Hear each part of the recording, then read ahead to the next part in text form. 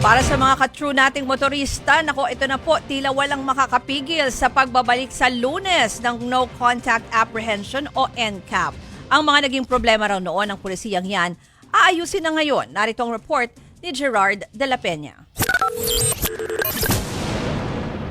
Madalas ginagamit pang monitor ng traffic ang command center ng MMDA sa Pasig. Pero simula sa Lunes, ito na ulit ang magsisilbing mata ng MMDA sa panguhuli ng mga pasaway na driver. Matapos katigan ng Korte Suprema ang petisyon ng Office of the Solicitor General para alisin ang Temporary Restraining Order sa pagpapatupad ng No Contact Apprehension Policy o NCAP sa 7 pangunahing kalsada sa Metro Manila. Ibig sabihin, imbes na mga enforcer, mga CCTV na ulit ang magbabantay at manguhuli sa mga traffic violator. Ayon sa MMDA, kinatigan sila ng korte na ibalik ang NCAP matapos trumiple ang bilang ng traffic violators nang suspindihin ng NCAP noong 2022.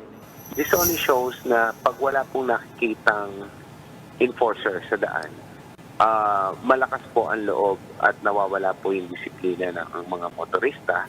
Sa dami ng violators, tinatayang 450 million pesos din daw sana ang nasingil na multa ng MMDA sa mga pasaway sa kalsada. Pabor din ng Department of Transportation sa pagbabalik ng NCAP. Pero dapat ayusin muna ang record at sistema gaya sa paglilipat ng pangalan ng rehistro ng mga second-hand na sasakyan. Kung kanino kasi nakapangalan ng rehistro, sa kanya bumabagsak ang citation ticket ng MMDA. On our end, nag-commit po ang DOTR at ang LTO na isi-streamline natin yung prosesong yan.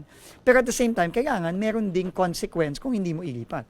Hati naman ang posisyon ng mga motorista sa NCAP. Kung hindi ka naman pasaway na driver, wala namang problema eh. Okay rin sana. Kaya lang, sa sitwasyon ng CCTV natin, minsan sumasablay. Nagbabalita mula sa frontline, Gerard de la Peña, News 5.